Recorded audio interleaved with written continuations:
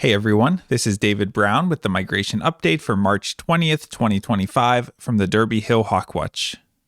I was a little uncertain going into today because they were forecasting good winds, but they were calling for rain in the afternoon, so I wasn't sure how the day would play out. But when I got out this morning, it was partly sunny with a nice southeasterly wind, so really good conditions. And actually, the rain ended up holding off until around 5 p.m., so we pretty much got a whole day in. As we got into the afternoon, it really began to cloud over, and with that rain sitting off to the west of us, it kind of dried up the flight line, so by mid-afternoon, the flight had stopped, but before then, we had really good conditions for hawk watching. Blackbirds were the star of the morning flight. Common grackles seemed to be most numerous with at least a couple thousand. There was also a good number of red-winged blackbirds moving as well, and some rusty blackbirds and cowbirds. In fact, a few of the rusty blackbirds even landed in the grass. Here you can see them in the center, and you can see those pale eyes. Here we have a belted kingfisher, and we know it's a female because of all the brown to the underside. The males only have the blue, not the brown. When I woke up this morning and checked Birdcast, it said 500,000 birds had migrated over Oswego County, and I think they were all song sparrows because at one point we scanned the grass and counted around 40 song sparrows. Here's 3 of them together. And here's a nice look at an eastern bluebird in the grass as well. We had our first eastern phoebe of the season yesterday, and there were a few more around today, and I was actually able to get a photo of one of them, although it's not the greatest photo ever. By 7:30 a.m., turkey vultures were starting to move, and in that first half hour between 7:30 and 8 a.m., I counted 160 turkey vultures. Here we have a hawk with a somewhat long tail, and we see some brown streaking to the underside of the body. Looking at the wingtips, we see they're somewhat blunt, and we see some translucent crescents near the wingtips because this is a juvenile red-shouldered hawk. Here we have another buteo, but on this one we see a belly band and dark patagial bars. This is a red-tailed hawk, and we see that dark trailing edge to the wings and the red tail that indicate it's an adult red-tailed hawk. Here we have a hawk with a long tail and long pointed wings with black wingtips and a dark trailing edge to the secondaries, but otherwise very pale white underneath with a grayish head and an owl-like facial disc. This is the adult male northern harrier. Here we have another raptor that's the same shape as that previous one because this is another northern harrier. This is one of the brown types, and we see that it has a lot of streaking to the underside, indicating that this is an adult female. Here we have a tiny hawk with a long tail with a very squared off tip and a small head. This is a sharp-shinned hawk. Here we have a buteo with somewhat longer, skinnier wings, and we see it's dark on the underside of the body. This is a dark morph, rough-legged hawk. Here we have an eagle high overhead, and we see that this bird has a very small head, especially compared to the size of the tail, because this is a golden eagle. Here we have a golden eagle in a glide posture, and notice how small the head is compared to the length of the tail. Here we have another golden eagle. Again, note that small head, and on this bird we see a white base to the tail, indicating that it's an immature. And following right behind that bird, we had this bird, another eagle, but on this bird we see a slightly larger head, and we also see a lot of white, especially here in the wing pit areas. And whenever we see a lot of white here, that's going to be an immature bald eagle, especially a juvenile bald eagle like this one. Now, let me flip back and forth between the golden eagle and bald eagle a few times, and we can get a sense for the difference in the shapes. So again, on that golden eagle, we're looking for an extremely small head. On the bald eagle, the head sticks out a little bit more. On the golden eagle, if there's any white, it's going to be sort of in the center of the wings and the base of the tail. On the bald eagle, they're different depending on which age of immature they are, but the juveniles have a lot of white in the wing pit areas, and then the second and third years just have a lot of splotchy white throughout the underside of the wings as well as the body. Here's a bird that glided high overhead, but I think it could have been 10 times as high and we still would have been able to identify it just by the shape of those wings. This bird is shaped like an M and has a black and white plumage. This is an osprey. Here we have a hawk that's shaped like a buteo because it is one, and we see orange to the underside of the body and the wing coverts, and then the wings and tail have a nice black and white patterning to them. The tail is black with thin white bands, and if we look near the wingtips, we see a little bit of the translucent crescents where the sun shines through, and we see the wingtip is made up of 5 feathers, 1, 2, 3, 4, 5, and has a very squared off or blunt tip to the wing. This is an adult red-shouldered hawk.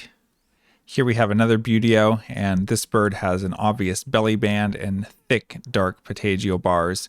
This is another red-tailed hawk, and we see a dark trailing edge to the wings and the red tail that indicate it is an adult. And just like we saw in the red-shouldered, red-tailed hawks also have 5 feathers that make up the wingtips. Now, when we start seeing broad-winged hawks in April, we'll notice that they have a more pointed wingtip because they only have 4 feathers that make up that wingtip. Here we have a kind of strange looking dark water bird with a long neck and long tail and some yellow to the face. This is a double-crested cormorant.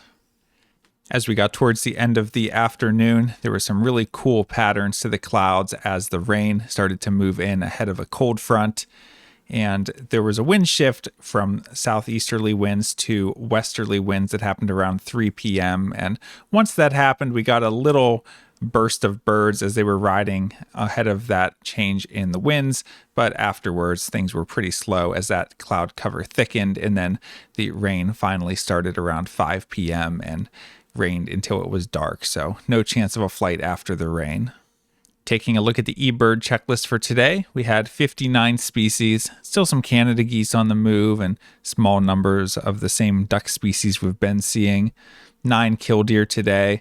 When the wind shifted to the west there in the afternoon, we got a big flight of ring-billed gulls, and it's sort of a mystery of where these birds suddenly come from, because when the winds are anything else, we don't really see them, and then if you get a westerly wind, suddenly there's just flock after flock of gulls migrating into the wind. So it's kind of an interesting thing to observe, and they're fun to pick through and look for anything different.